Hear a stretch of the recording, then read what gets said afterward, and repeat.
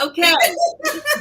Those of you joining us, we actually just did 2 minutes of the show without being on the air. So thanks for joining us. I'm Barb Wallace, and I'm here with my partners in crime, Renee Ryan, best-selling author of Widows of Champagne, and New York Times best-selling author Donna Allward. How you doing?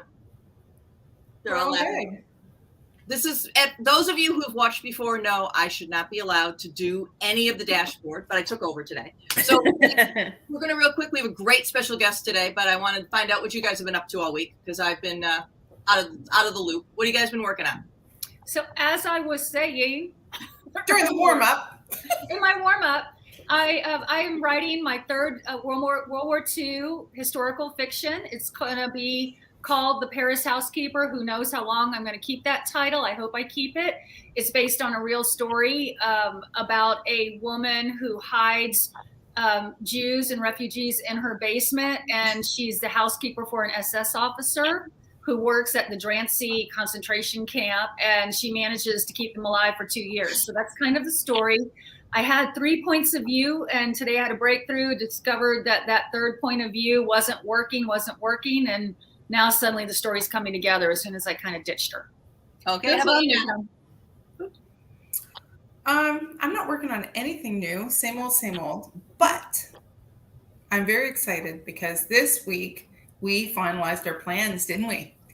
Yes, we did. Because the three of us are going to Florida in May for a wedding, and we've booked ourselves a house, and we're going to have a step into the story week where we just hang out together, and we haven't seen each other in so long because of the pandemic. So booking my flight and having the house, whatever. And there'll be a special live episode where we. Yeah. So I think that's kind of been the highlight for the last week or so. Getting that settled has just been top notch for me. And the reason I took over the chair is because I'm very excited. Our guest today is Sarah Johnson. She is the review editor at the Historical Novel Society. She's been there since 2000. She's also a regular reviewer for Booklist, and she has her own historical fiction review blog called Reading the Past. If you pay attention to blogs and who's doing what, it's almost always listed in the top 5 of historical fiction review blogs. Did you know that? You're like always either 1, 2, or 3. That's awesome. Great to hear. In her spare time, she oversees the collection development at the library at Eastern Illinois University. So, hello, Sarah. Hi. I'm glad you're here. We're very excited to have you. And I should have, because I'm a proper online stalker, I did root around your social media pages. No,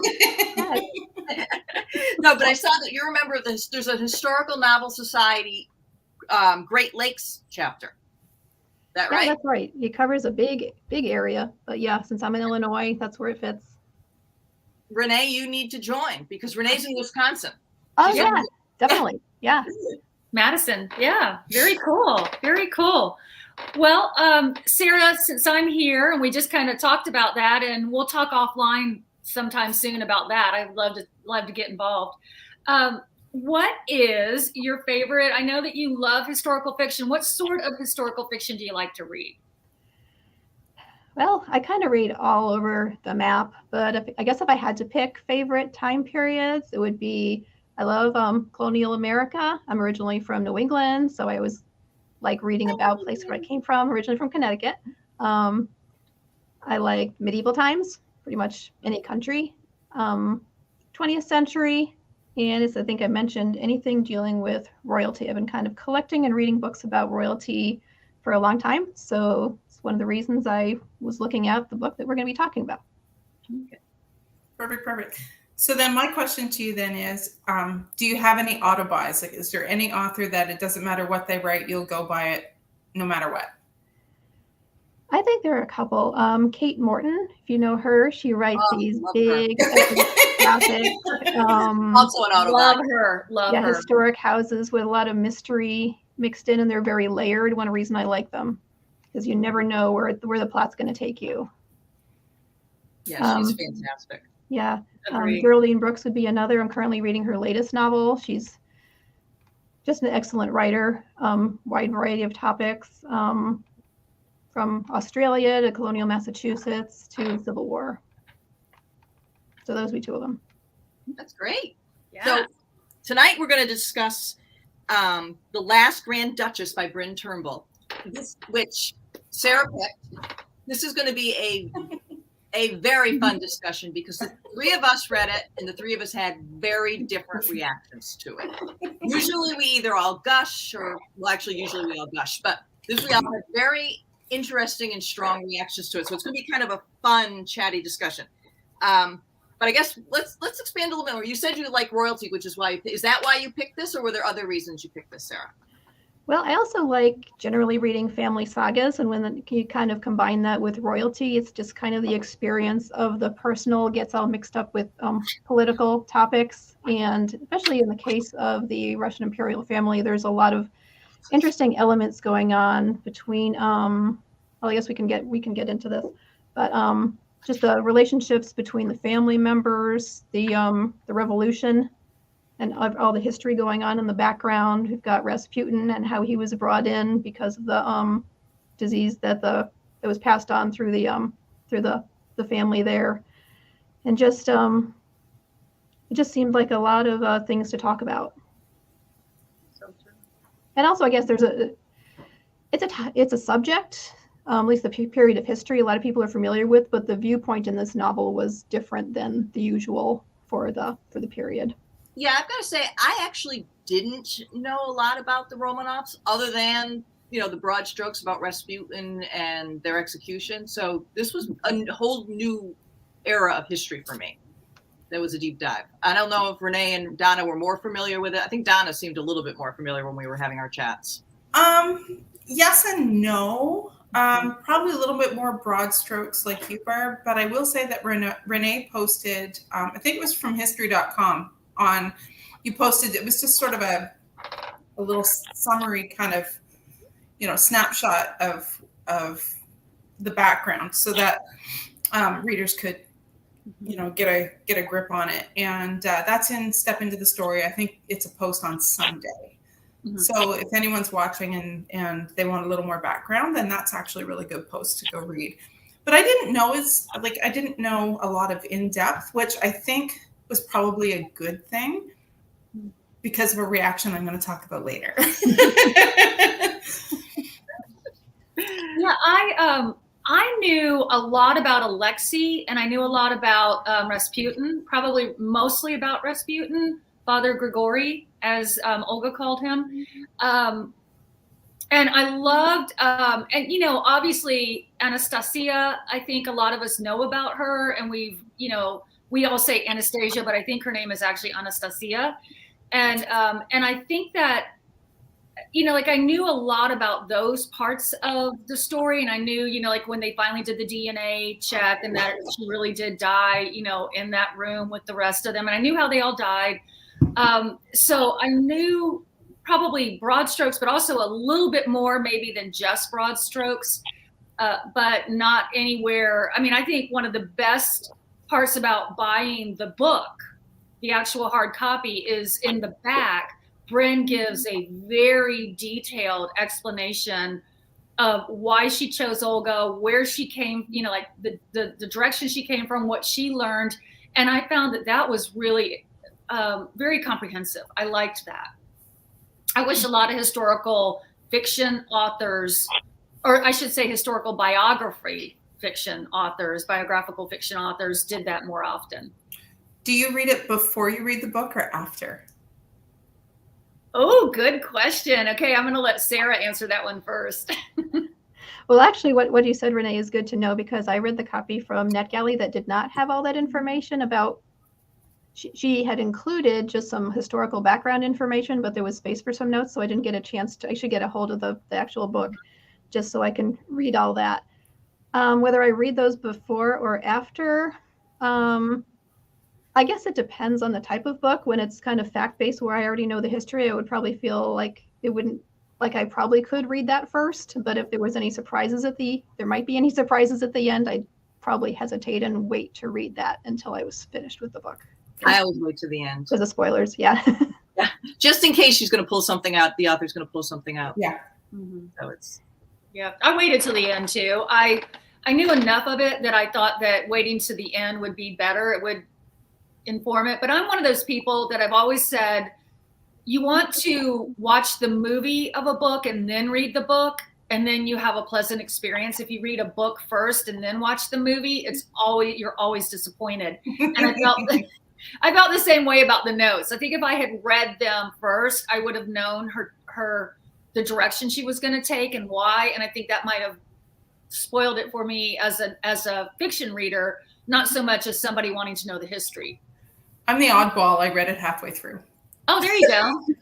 So what's the difference? I think I just got to a point where I don't know what prompted me, and then I'm just like, and I flipped to the back and I read the author's note, and then I went back and I finished the book. But I was about halfway through, I think, when I went and read it. I will say it prompted me to look up more information about them, which is I'm sure that Bryn would love to hear that she's making people go do research. Right. Because that's the whole goal of writing about historical fiction, is to make people so interested they want to know more. So I will say that I did get to the internet and start looking up more stuff. I should back up just because for those who aren't familiar with the book is about the last days or the last years of Olga Romanov and her family. It runs from, I'd say, maybe 1813 through World War I, and then the last few years the family was in captivity. You mean 1913? Did I say 1813? You did. 1813. Pretty old. Very old. So she was only 29 when she died, and she was the oldest daughter. So it kind of gives you an idea of how young the family was. So, and we're looking at the cover. Yeah. Mm-hmm. Well, and as we're looking at the cover, Sarah, I don't know if you've watched any of our episodes, but one of the things that we love to do before we start really digging into the actual novel, which I think we're going to have a lively discussion to this today, is we always start from the outside in. And so it's interesting to hear the takes of, what our guest and what we think of the cover. So this is Bryn's cover. It's called The Last Grand Duchess. And it actually says a novel of Olga Romanov, Imperial Russia and Revolution. So, and it's by Bryn Turnbull. So what did we think, and we're going to start with Sarah, of this cover? I thought it was an attractive cover. It's very pretty. It gives kind of like one, I guess, the viewpoint of Olga before everything starts to go like downhill for her. And I'm not sure what else. It's just I thought it was an attractive cover. Mm-hmm. I have words about the cover. I love the cover, by the way. I mean, are you bouncing in your seat? Let's hear it. I am actually. Yeah. I am, because there's something on the cover that I absolutely love. Okay, so first of all, she's wearing white and has that lovely big red print, and so it stands out. If you're working in a bookstore, you go in, you put that on a shelf, and it grabs your eye, which is great. Good job, art department. But the thing that got me excited is that she's wearing the pearls. And the thing about the pearls is, as a writer, I totally geeked out because I love the rule of three. And so for readers, they probably might not know what that is, or don't realize that writers are doing it. But the rule of three is basically when you introduce a symbol or some other meaningful thing in the book, and it happens 3 times. So then it gives it resonance. So with the pearls, she gets the pearls, and it's really meaningful. Excuse me, to her, because this is a symbol that she's coming out, and so this is a big deal. It's got a Fabergé clasp on it. It's not just the little rope that she normally wears. It's a woman's pearls, I think, is what her mother says. And then about 2/3 of the way through the story, I think we see her. I think she's with Dmitri, and the war is going on, and she's losing a little bit of that idealistic point of view. And he notes the Fabergé clasp, and it's kind of like she's in between, where she starts in the book and where, of course she is, she's in the middle. But I mean, as far as her growth arc.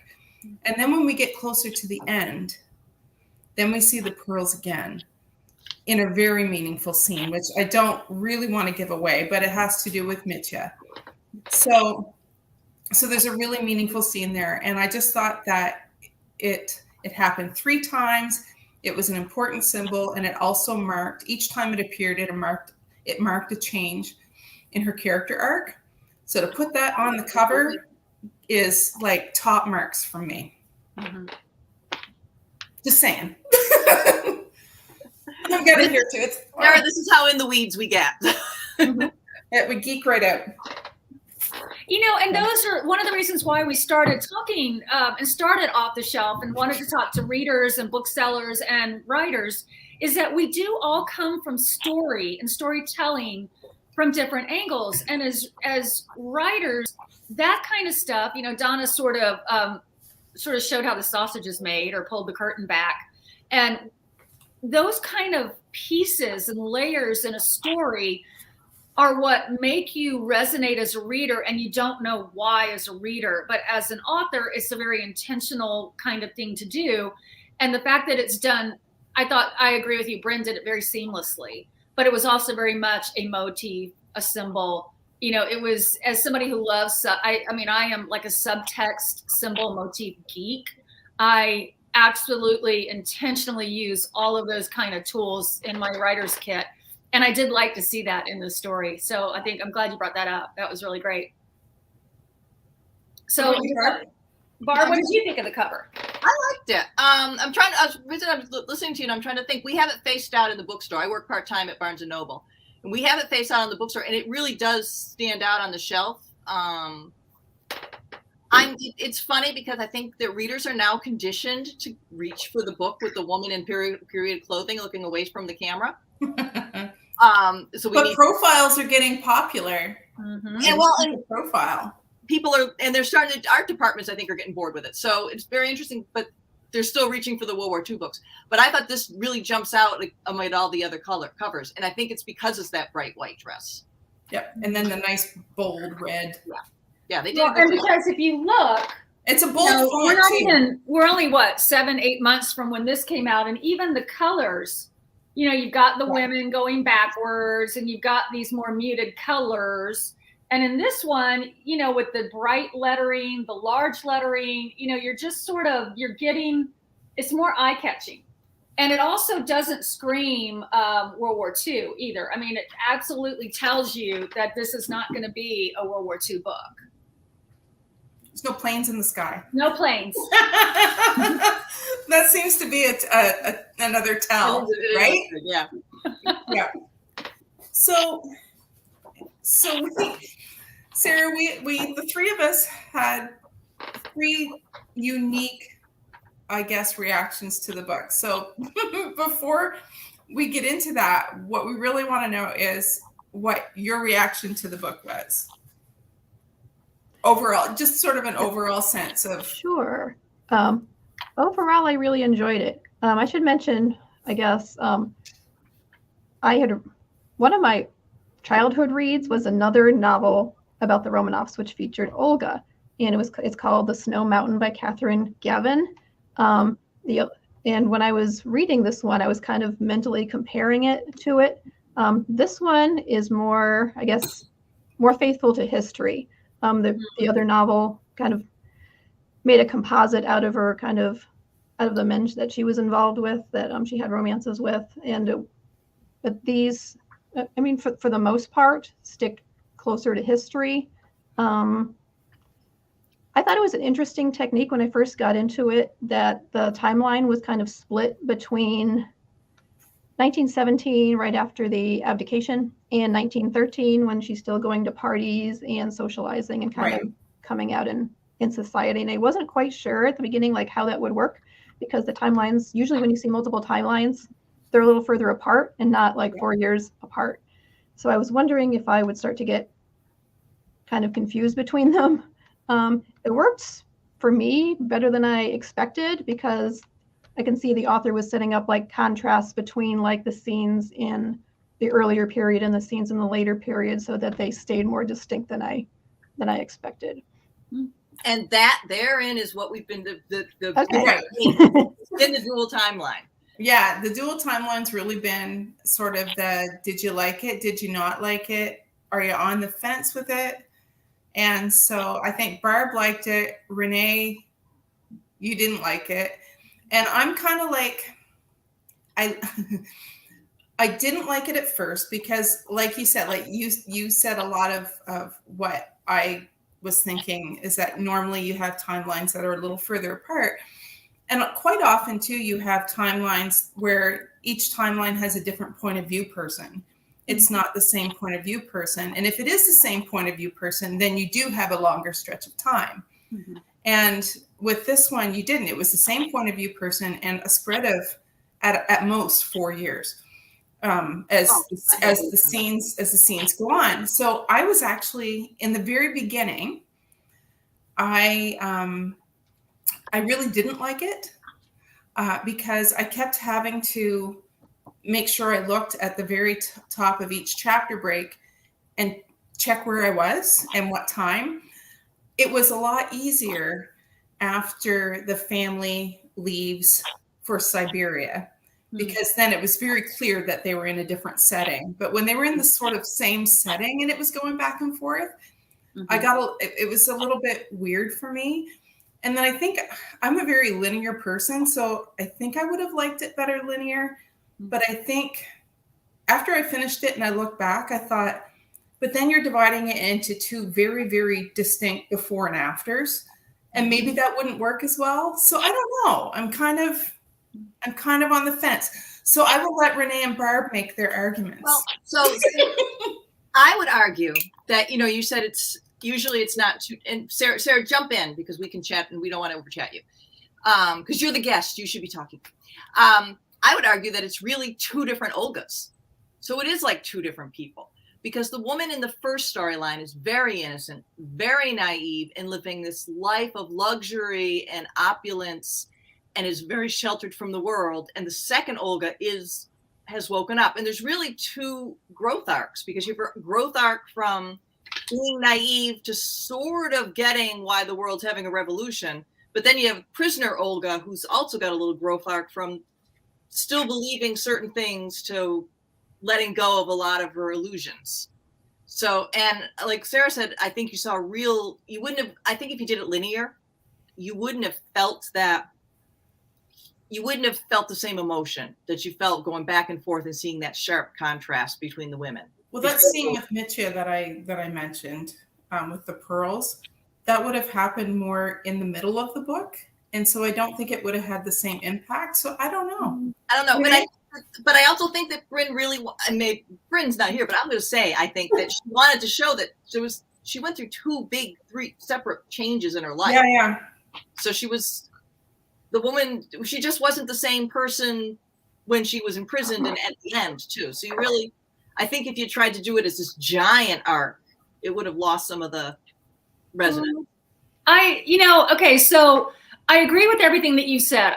I saw the point of the dual timelines. I understood what they were about. I also understand it's very popular to do a dual timeline. And so I think that if most readers weren't used to dual timelines, they would have been completely confused. I did a lot of, now I listened to it. At first I started reading it and then I started listening to it on audio tape, and it did not work on audio tape because it was very if you missed that one moment where they said 1913 or 1916 or 1917, you were absolutely had to go back and rewind and listen again. And I think that that's a little bit of a fail, because if you're confused as a reader of which timeline am I in, I think, especially in the first half of the book, I think that is when I really noticed it not working as well as it did in the end. I think toward the end of the book, I think it made a lot of sense. And so I didn't know, I think the other thing too, was when there were these breaks when she made the breaks to go from timeline, the different timelines, often the big event happened off stage. Like she stopped before the big event and then you find out about it almost 50 pages later. And by then it didn't happen in real time. It happened off stage. And so I felt as though there was a little bit. And so I agree with you, Barb, about how maybe it would not have been the same book if it had been one straight timeline. But I think Bryn is a very talented author, and I think she could have pulled it off. I think it was just it was a author choice to do dual timelines. Oh, yeah. Because I think that in the hands of a skilled author, they can pretty much do anything. So I do think that I just felt like the disconnect occurred because some of those massive events were somewhat told about, or they happened off stage. And I wish I had been better at keeping track of those. But even still, and so I think as we, and because of it, there were relationships I wanted to see her interacting with more. But I felt like when she interacted with her Aunt Olga in the beginning, she was naive. And those interactions didn't play out later when she had a more adult interaction with her. And so I felt like I didn't really get a sense of her interacting with all the people. She never really interacted with Alexei. We always saw Alexei from the outside looking in. She never really really reacted with Anastasia. And even her father, not till the very end of the book did she really interact. She never interacted with Rasputin.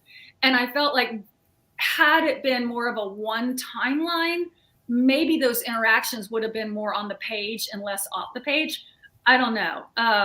It's always easy. I didn't even notice that.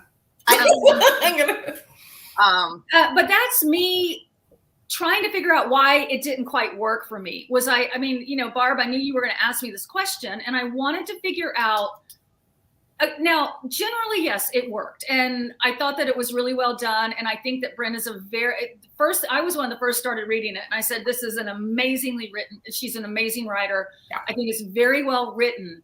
But as I was getting through it, I kept thinking, missed opportunity. And I think a lot of that was because of the dual timelines and not necessarily her storytelling ability. Yeah, and I think if people are watching and they're a little confused about the timeline, it goes from the tercentenary. So, they're celebrating 300 years of the family being on the throne earlier, just before the war starts. And so that's a big contrast to the other timeline is 1917. When they are exiled to Siberia. And as I said before, I think once they leave and they are ironically sent to Freedom House, where they are basically imprisoned, I found it much easier to keep track and make the mental shift. It was just in that first part of the book when they were still at the palace that I found it difficult. Did you find it difficult at all, Sarah, or did you find it was there any point where it started to just work a little better for you? I think there was one point where it was during the 300th anniversary celebrations where she's kind of like amidst the crowd and kind of feeling like they really love her. They really love her family and they're really celebrating. And then it switches back and forth to the 1917 scene where she's a prisoner. And it's just that it made that contrast even more vivid for me right there. But I would also agree, there were some points where I kind of wish there was like more on the page and not just kind of summarized, like with her romance with Pavel. She kind of says that there were like 5 months that they spent together on the yacht, and it was just kind of recounted in a paragraph or so. And I kind of wish there was more to that, so you could see more of their emotional connection. I mean, you did get to see some of it. They had kind of a scene at her Aunt Olga's party, but you didn't get to see the full love story play out on the page. And this is where reading her notes did help after the end. I'm sorry you didn't get to read it, because one of the things she makes a comment on is Olga had a very idealized romance with him, and all her diary entries were just about how handsome he was, how wonderful he was, how lovely he was. There wasn't a whole lot of information other than that, the moon rises and sets on him, the sun rises and sets on him. That could have been why she didn't go any deeper. But I get your point, and I do get your point that it was funny how little Rasputin was on the stage.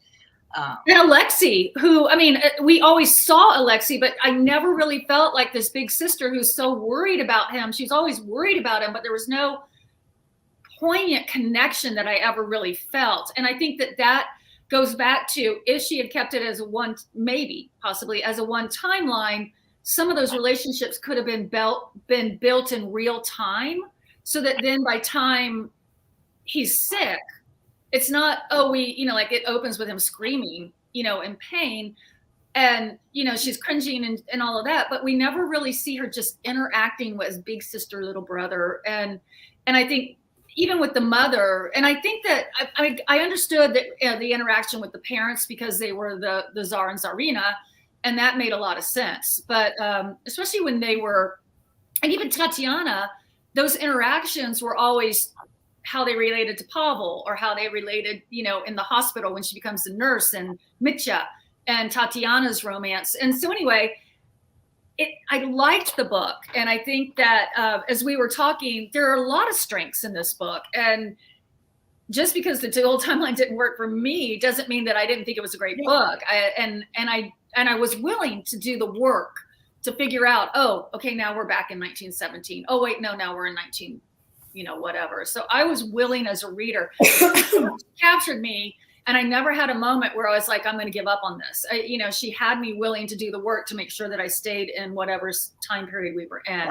And that's very gifted author that can do that. So do we want to talk about the strengths? Because it is a strong novel. And I guess one of the things that it's a testament to Bryn and like her writing skill, because I thought this was probably the most ambitious project I've read in the last couple of years, simply because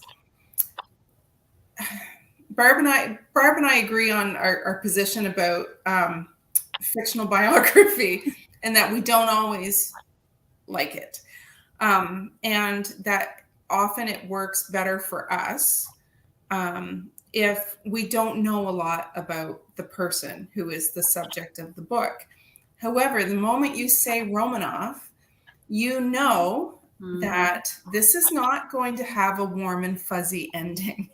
Like, that's just built in. And I don't know if that kept me from being more intimate with Olga, like my relationship as a reader to that character. But to take that on, I think was incredibly ambitious, incredibly brave, and well done. Like I absolutely think it was well done. And when we start like pulling apart, like, did you like the timeline? Did you not? I mean, we're talking about like detailed mechanics. It's not, and so I think I don't think I would be willing to take it on.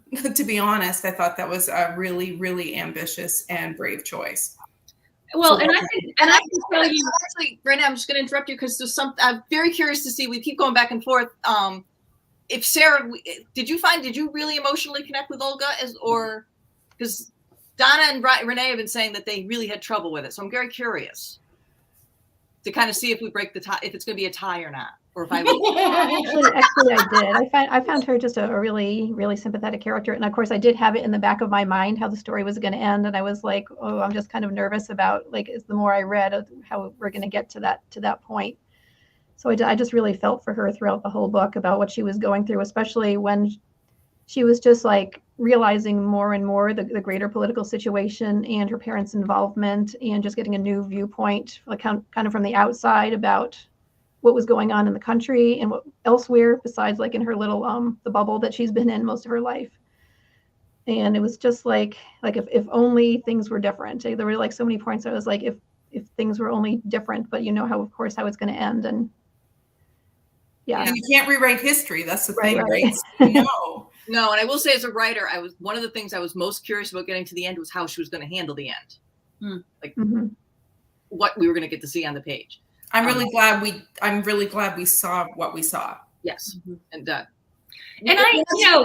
everyone knows what happened to the Romanovs, so I hope. And to be fair, Barb, I didn't say I didn't find Olga unsympathetic. Oh, I didn't say you said unsympathetic. You had trouble emotionally connecting with her. Yes, I would agree with that. Yeah, and I'm not sure if it was for me. I'm not sure if it was how Bryn wrote her or my own hesitancy, because I know I'm not going to get that warm, fuzzy payoff in the end where, the character struggles, but then everything's right in the world, because I know that's not how it ends.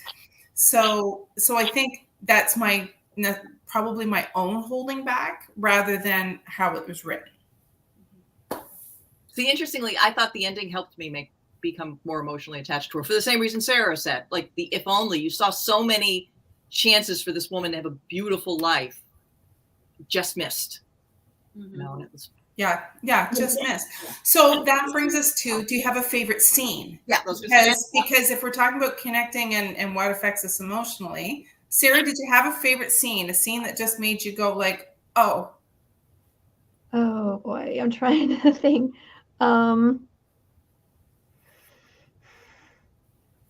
don't know about the middle of the book. I'm not going to give any spoilers about the epilogue, but I just thought that was really meaningful and done well how that turned out, and kind of very poetically written in a way. I mean, she has a very poetic writing style throughout the book. There were like some phrases that stood out. Kind of like when, I guess one scene that I remember is when she's like going into exile for the first time, and she's just realizing how much she should have been like paying attention to the gorgeous scenery around her, and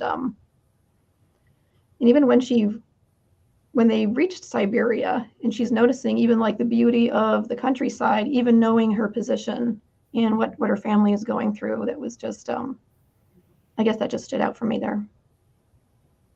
How about you, Renee? Any scenes stand out? I would say the scene when she's they're driving through the square and she's seeing the real Russian people for the first time. And this was kind of later in the book, wasn't it? It was like when she's already, I think she's nursing, and she had gone to Felix's house and then was going back to, where they get the driver to go past the palace. Yes. And that to me was when I felt, there was a part of me that was real frustrated. It was definitely a scene that stayed with me. I was very frustrated with her and all the Romanovs, of that being her first opportunity to really see true Russian people, and sort of just the whole, and I know enough about the Romanovs. I mean, there was a reason why they were targeted during a revolution. There was they weren't innocent people. And that part of it, that I felt, that was when I felt horrible for her. She didn't choose to be raised by, a 300-year dynasty of people that were completely separated from their subjects to the point of, starvation and knowing people who have connections to had to escape Russia, and understanding, the difference. And I think that moment for me with her really resonated, because I finally went, okay, how sad that was her opportunity to finally kind of get it. But then it was still she was still sort of sheltered, and it still didn't really stick with her, because even then later she had, and again, the dual timelines made it confusing to me. When she had her conversation with Mitya, I couldn't figure out if it was before or after she had ridden around the, had seen the real Russia. And I think it was after, and that made me frustrated with her in that conversation, because it was like, wait a minute, I thought you had your eyes open, and then you fell back into being the Grand Duchess, and you will speak to me like a Grand Duchess. And that was very frustrating, but that definitely would be the scene that stuck out for me. Barb? There were a couple for me. I think that, I was going to say one of the strong points, I think, for this, by the way, was I think that Bryn did, besides the fact that her research was amazing. Impeccable. Was that she did a very good job of humanizing the Romanovs and making it kind of clear that they weren't perfect. I mean, you could see the flaws in the mother and the father. The girls really were just kind of, they were sheltered and they were naive and they were innocent victims. They did believe, along with their father, that they were given, this was a God-granted right to be. Yeah, the whole divine right of kings sort of. You know what you know. You only know what you know. Right. But I thought the two scenes that stuck out to me the biggest were the one where she goes to visit her cousin Felix, and he's talking about how he's going to build a hospital in his mansion so that the little people can see how the better half lives, like to give them something to fight for. And it just showed how he's smoking opium and he's wearing a silk robe, and it's like, could you be more provide them the first beauty in their life? Yeah, so they can go look at the stained glass in my gorgeous home. Right. And so that one stuck out at me because I thought it really illustrated how the upper class out of touch they were. And then the other one was the scene with her father in the library, and you could feel her clinging, like she desperately wanted to cling to her illusion that and their hope that her father was going to solve everything. And you could just feel it break in that scene. It's funny because how much she was really just hoping and how desperate she was to keep believing he was going to be the all wonderful hero that she believed him to be. Yeah. We all had different scenes. Yeah. Because mine was actually toward the end, when they invite the family, like court from Romania, back to the country and have the ball. And so now they've got champagne and everything is glittering. And I mean, things are dark in Russia right now. And, here they are having this big party.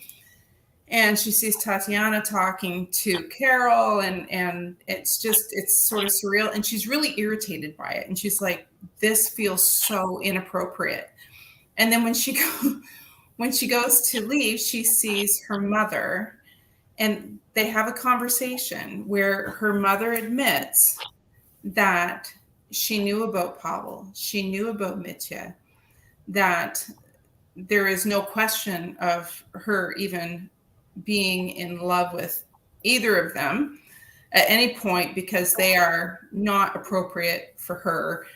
And I think that's the point where she really just sees the scales kind of come off her eyes, like she finally sees things as they are.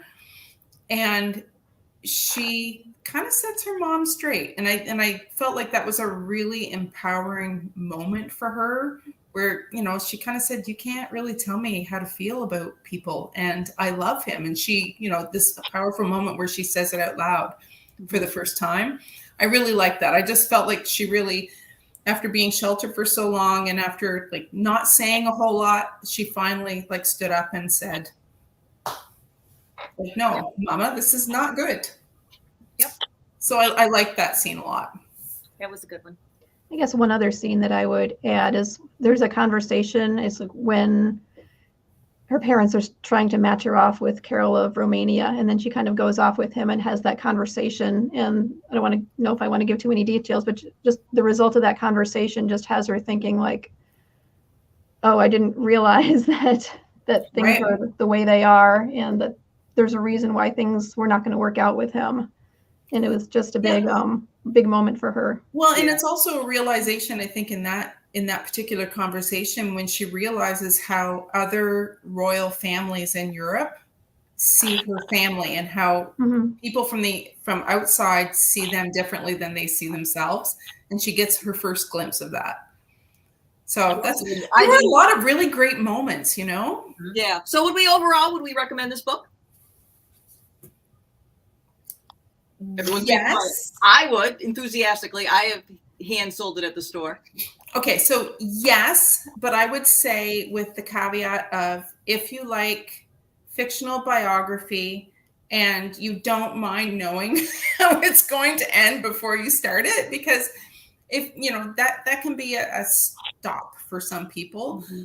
So if you're fine with that, then absolutely. Sarah, would you recommend it? Yeah, I would.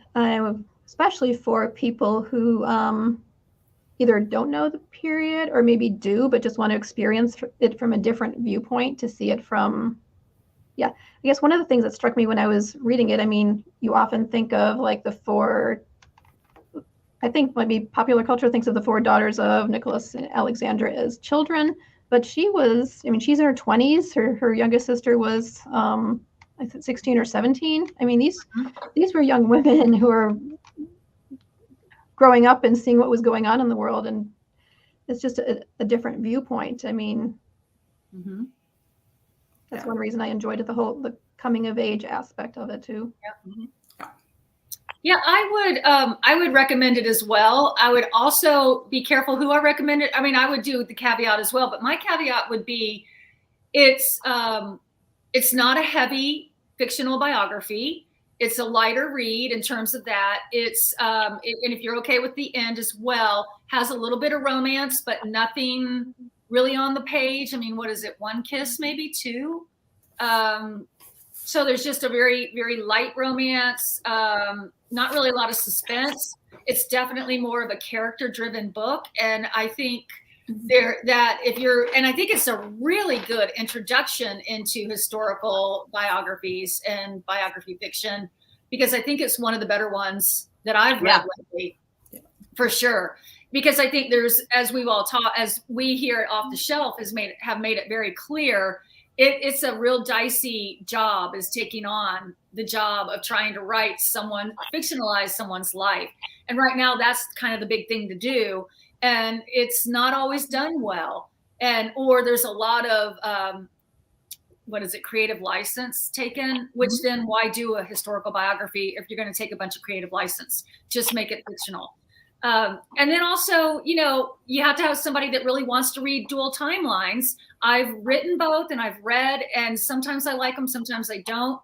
I've written, my book coming out next has dual timelines, so it's not that I'm against them. So anyway, yes, I would recommend it. And again, beautifully written. I would not at all. I thought it was very beautifully written. So beautiful prose. Like Sarah. Yeah, beautiful prose.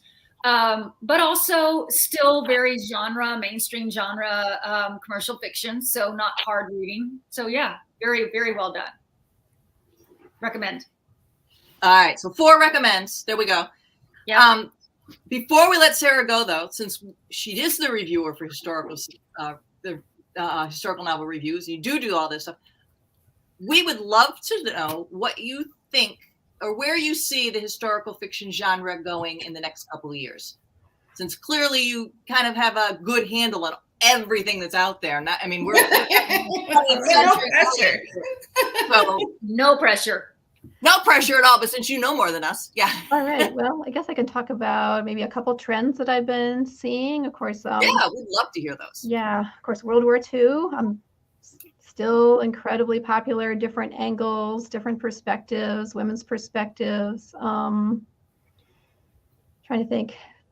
I guess fictional biographies in general, especially like famous women from the 20th century. I'm still seeing a lot of interest in that.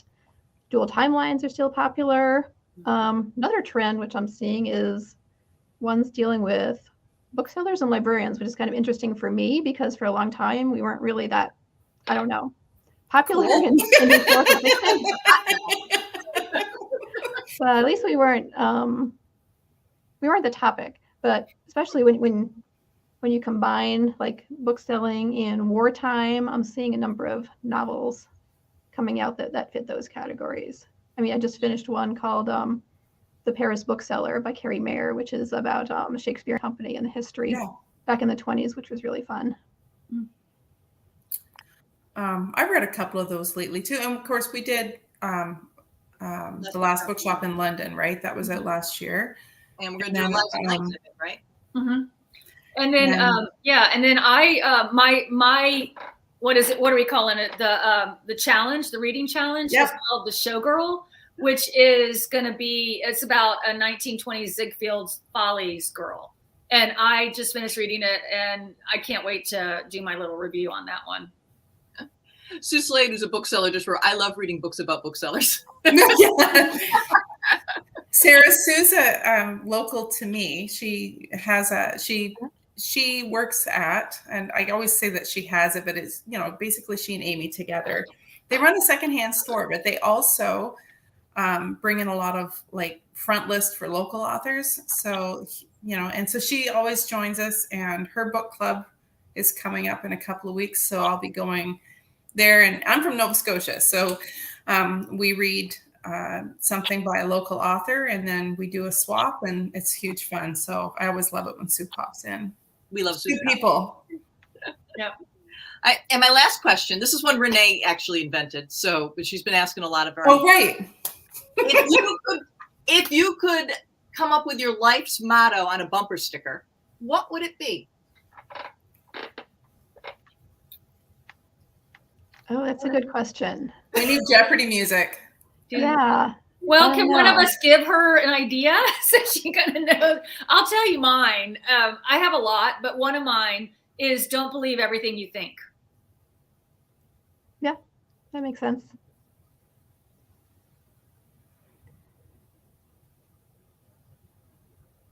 Motto. I'm not sure. Donna, do you have I think- No, it's a hard question. I will admit. Yeah. Oh, we kind of put you on the spot. I think you should think about it though, and come back and post in the group.